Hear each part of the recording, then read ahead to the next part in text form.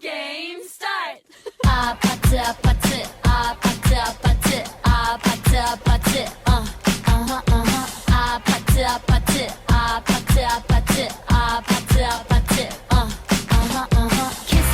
kissy face sent to your phone but I'm trying to kiss your lips for real red hearts that's what I'm on yeah come give me something I can feel don't you want me like I want you baby don't you need me like I need you now see tomorrow but tonight go crazy all you gotta do is just meet me at the 아파트 아파트 아파트 Hi, this is Broker Risa, and with me is Broker B.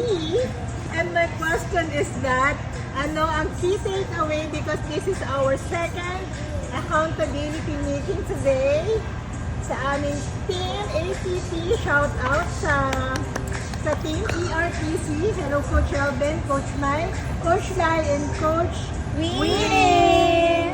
Champi, ano ang key takeaway mo sa meeting natin today? Sa lahat pala ng group, kailangan pala talaga ang Code of Honor. So, may clarity na po kami. Ang Team APT po ay may clarity na, may Code of Honor na po. So, yun po yung susundin namin para hindi po, may unity po. May unity. Thank you! Champi!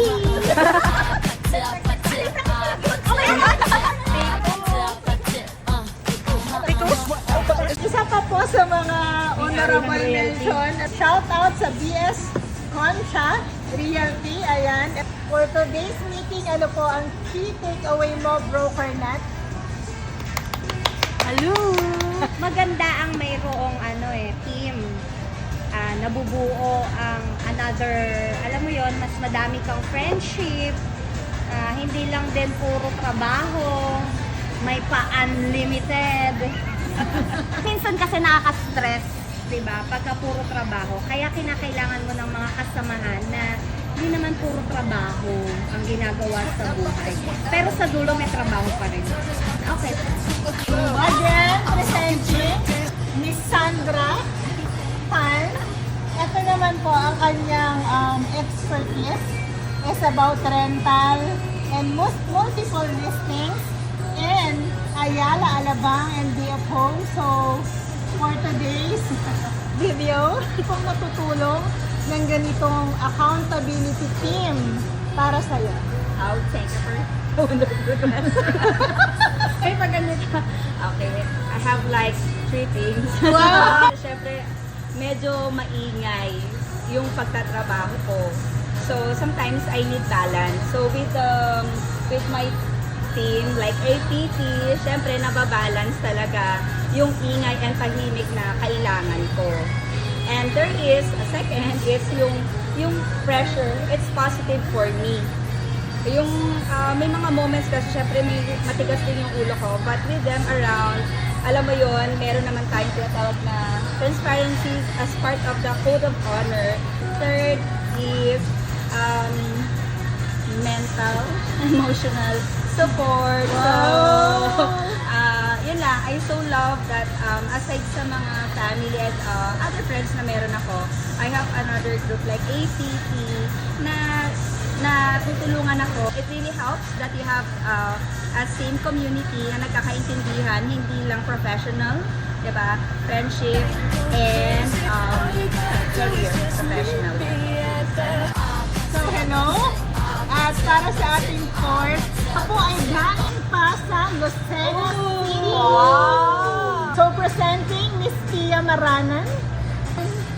Thank you. I'm so glad that I am part of this team na ang takeaway ko is really, kumbaga, sa mundo, hindi talaga focus lang tayo dun sa work na ang kasama mo lang lagi yung mga kasama mo araw-araw.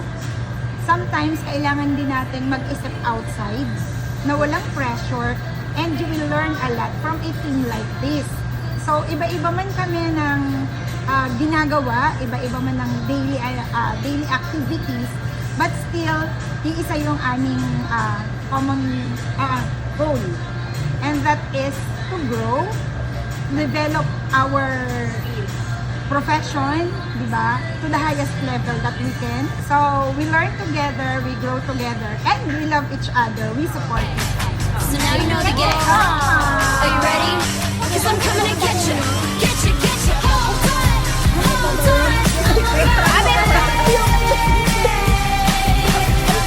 Okay. At ngayon naman, syempre, ang may pakana ng lahat ng ito. Isa sa ating napaka-supportive na team member. And of course, ito naman ang may-ari ng Favored Homes. Of course, nandito naman ang ating si Rev Riza. Ayan.